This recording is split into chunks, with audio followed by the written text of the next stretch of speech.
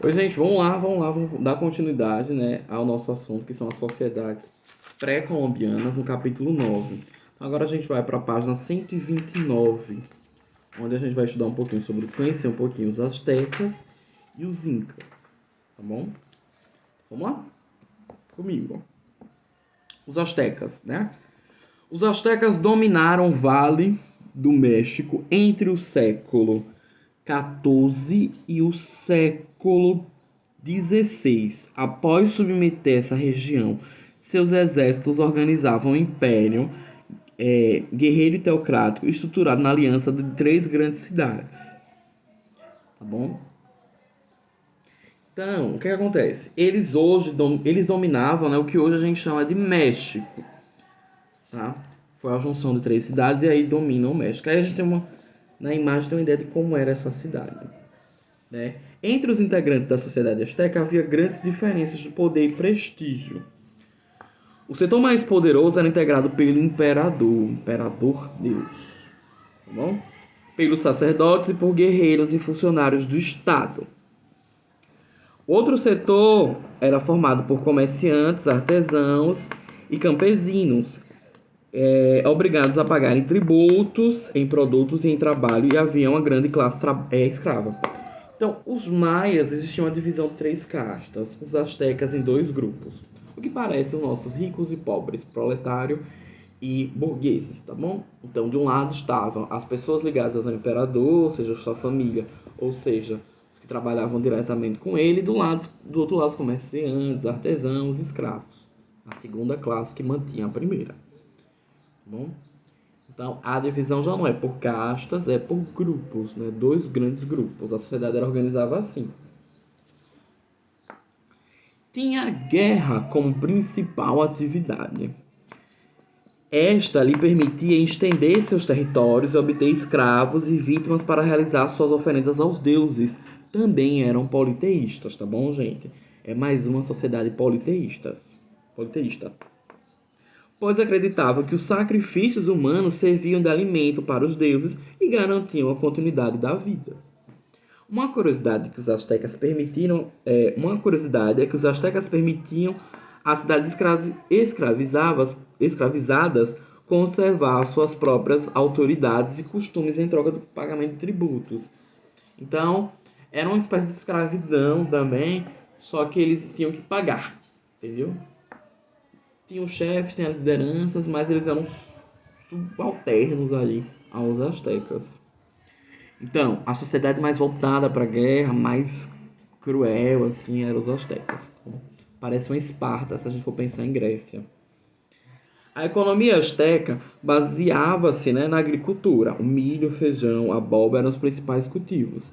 Também comercializavam com povos com terras distantes. Assim obtinham, entre outros bens, né, o cacau, algodão e pena. Sua principal fonte de energia era a força humana. E não utilizavam animais para o trabalho agrícola, nem para o transporte de carga. Apesar dessa limitação, realizavam fabulosas obras de engenharia. Entre tantas, destaca-se a cidade de Tenochtitlan, construída sobre uma ilha artificial localizada no lago Texcoco em 1325. Então aí, como eles se destacavam na questão da agricultura, é um povo que também se relacionava bem com o comércio e com os transportes. Uma coisa acabava ligando a outra, né? Ou seja, eles tinham aí o comércio como uma das atividades também, tá bom? Aí eu já falei sobre isso, o comércio era uma das atividades mais importantes. Ali eram comercializados produtos entregues como tributos e outras trazidas por comerciantes em lugares distantes. Por exemplo, o sal, o mel, as frutas, os peixes, a carne, os tecidos, o algodão e a pele. Ou seja, eles também faziam as trocas comerciais ali. Então, vamos seguindo. Ali, ó, tem a ilustração que mostra, né, um pouco da sociedade asteca.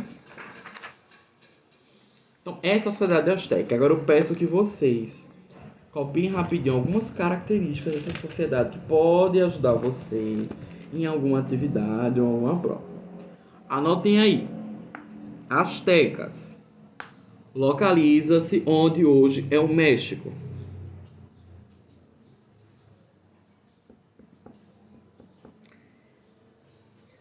possuía uma população de 2 a 5 milhões de habitantes.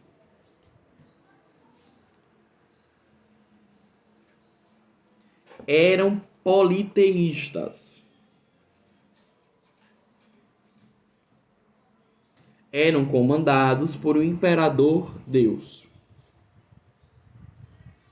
Pode botar entre parênteses, o imperador Deus. Eram muito bons na agricultura. Desenvolveram ilhas artificiais.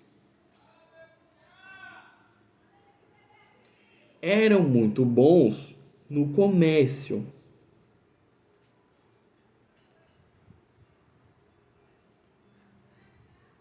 No comércio e nos transportes. E descobriram o chocolate. Tá bom?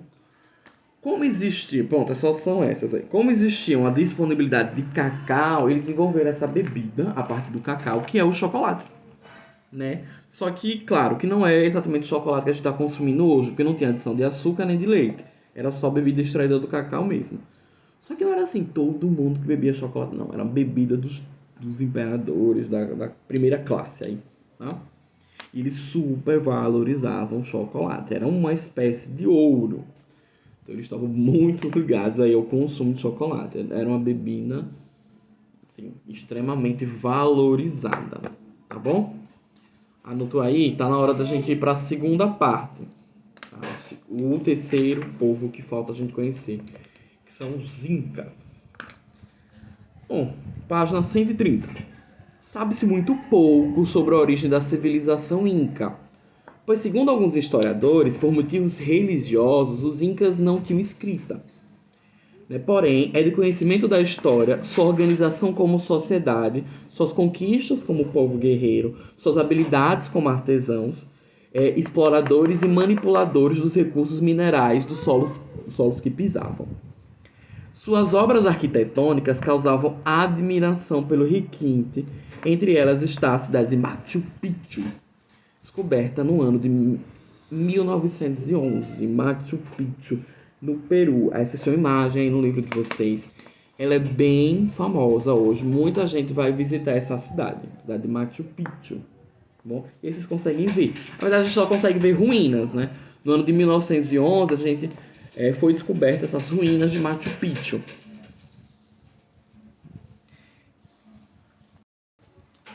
Então vamos observar como estava dividida a sociedade inca. Tá? Imperador é aquele com poder, mesma coisa, o imperador Deus, com poder supremo. O imperador era também o chefe temporal e religioso do povo, que veneravam como filho do sol, uma espécie de semideus. Com o objetivo de manter a dinastia pura, casava-se com as irmãs mais velhas. Porém, poderia manter várias concubinas, outras esposas. Então tinha que ficar na família. Então ele casava entre as irmãs mesmo, tá? Os filhos casavam entre as irmãs, que eram irmãs, primas, aí começava a confusão, né? Mas tinha que ficar ali dentro, para não sair da família, né? O poder. A aristocracia era a classe composta dos membros da família do imperador, que ocupava altos cargos do império e possuíam as melhores terras. Claro. Os curacas, chefes locais, segmento social imediatamente inferior à aristocracia. Descendo, os ratunruna, né? Agricultores e artesãos que cultivavam as próprias terras. O trabalho obrigatório constituía seu tributo à religião e Estado, que era uma coisa só. Tá bom? Dos três povos, o que mais dividia eram os maias. Os Yanaconas, os servos, os Mitimaios, os prisioneiros de guerra, os escravos, formavam a camada mais baixa. Então, nós temos aí os maias divididos em 3, os astecas em 2 e os incas em 1, 2, 3, 4, 5. Será dividido em 5 grupos. Tá bom? Vamos seguindo aqui. Como malha urbana e populacional nos vales dos rios, os incas não tinham a mesma organização política econômica de outras civilizações. Em contrapartida, eram grandes guerreiros, estavam prontos para a guerra. E pelas armas ampliaram seus domínios, montando uma verdadeira rede de estradas que ligavam suas diversas tribos à capital, Cusco, num modelo bastante parecido com o Império Romano. A economia inca, acima de tudo, agrária. Era baseada no plantio de batata e de milho. Gente, de modo geral, os latinos, os de origem inca, consomem muita batata. É batata de todo tipo. A gente tem batata baroa, batata lisa, né? Batata doce, mas eles têm uma diversidade de batata e de milho. É um milho mais preto, é um milho mais vermelho. Então, que a gente nem conhece, nem tem no Brasil, tá? Então eles consomem muito batata e milho até hoje. Isso é uma herança inca que ficou no povo latino. E claro, onde se ouve o domínio inca, que é mais ou menos na região dos Andes, tá? A gente bota Chile, Peru, aqueles países onde tem a Cordilheira dos Andes. Apesar de suas técnicas serem muito rudimentares, por não conhecerem o arado, os incas desenvolveram um sistema de irrigação de canais e aquedutos. Tá? As terras pertencentes ao Estado eram repartidas anualmente entre várias classes. Não existia propriedade privada. Que interessante. O modelo Inca é bem conservador. Né? Imperador, aristocracia, a galera que vem lá embaixo. Porém, já existia a repartição de terra, a reforma agrária, que a gente tanto luta no Brasil, e não existia classe social.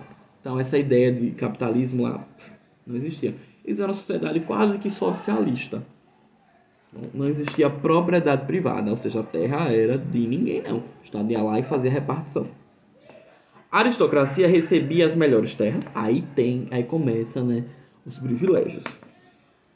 Cultivadas pelas classes mais baixas. Na pecuária também é importante, destacavam-se os rebanhos de lhamas, alpacas e vicunhas, que favoreciam carne, leite e lã, além de serem usados no transporte. O comércio não era importante, não existia moeda. Tinha o comércio, mas não era assim o foco. Habilidosos artesãos, incas trabalhavam a cerâmica, o ouro, a prata, o cobre e o estanho com maestria e eram excelentes na fabricação de tecidos, usando fibras de algodão e lã, de alpaca e vicunha, animais típicos da região. Sua técnica era tão apurada que eles usavam até mesmo a platina, ainda desconhecida dos europeus, e misturavam com cobre e estanho, fabricando ligas de bronze. O Império Inca chegou à sua máxima expansão no final do século XV, época que ocupava um extenso território, desde o sul da atual Colômbia até o norte da Argentina e do Chile. Os incas chamavam suas terras de Tahuantinsuyo, nome estranhíssimo, que ficou nome que na língua quechua significa as 4 partes do mundo. Os incas se dividiam, portanto, em grandes tribos. Então, dentro do próprio povo existiam as outras tribos. Existia essa divisão. A imagem que vocês estão vendo na página 131, ela está relacionada com as vestes incas. Tá bom?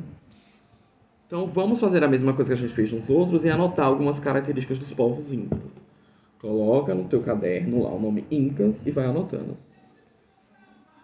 Localização: no Chile, Argentina, Colômbia, Peru. Vírgula. Vai botando vírgula entre todos, é claro. Vírgula, onde se localiza a Cordilheira dos Andes.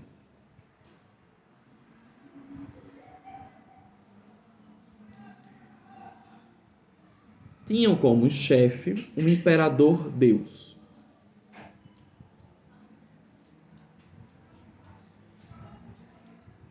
Estavam em regiões montanhosas, a Cordilheira dos Andes. Cultivavam lhamas. E desenvolviam bastante os minérios, como ouro, prata e cobre. Estanho. Bom, anotou essas questões aí, ó.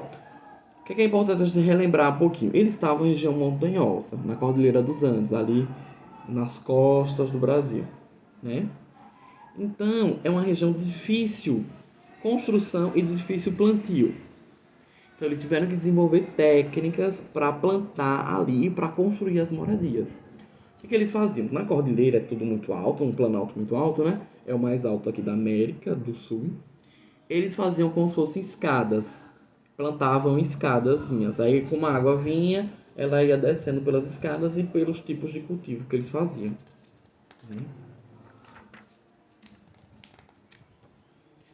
Então vamos aqui para a conquista do continente. A partir do século XVI, as potências As potências europeias, principalmente Espanha, Portugal e Inglaterra, direcionaram suas conquistas territoriais para a América com o interesse de extrair recursos, como resultado da população nativa que vivia no continente americano. Foi submetida à escravidão, escravizada, melhor dizendo, e obrigada a integrar o sistema colonial, né? Estamos lá em 1500 mais ou menos. Eu acho que em algum momento eu li o século errado, né? Não, é certo. Tá. Lá nos anos em 1500, século XVI mais ou menos, os portugueses chegaram no Brasil, os espanhóis aqui, na resto da América Latina, os ingleses e franceses, holandeses, bom, europeus vieram muito em bolo para cá. Entenderam que aqui tinha como extrair minérios, extrair pau-brasil, no nosso caso, né? Começaram esse processo de escravização, né, do povo. Muitos foram mortos, escravizados, catequizados e por aí vai, né? Mudaram extremamente a cultura desse povo. Eles acreditavam em vários deuses, passaram a acreditar no sol, o cultivo mudou. Inclusive os europeus roubaram muito de como se fazia o cultivo, eles não conheciam isso, eles roubaram essas ideias também. E fizeram a partilha aqui do continente americano. No século XVIII, o continente americano já estava completamente distribuído entre as principais potências da Europa na época, né? Nesse mesmo século, iniciaram os processos de independência, inclusive o nosso, né? Desse domínio europeu, que foi conseguido totalmente no século XIX. Porém, tal emancipação política não significou o fim da influência europeia em todo o continente. A maioria dos novos países manteve a base econômica imposta no período colonial: produção e exportação de produtos agrícolas, recursos minerais e importação de produtos manufaturados ou industrializados. Bom, ali no 1822, né, 1800 na verdade, 1824 no nosso caso, 822 821, perdão, no México, né, alguns países conseguiram a independência, né? Então não eram mais colônias da Europa. Só que a questão é, para quem eles iam vender? Continuaram vendendo para a Europa. Não tinha jeito, né? Então havia uma independência política, mas não havia independência econômica. Então a Europa continuava sambando aí.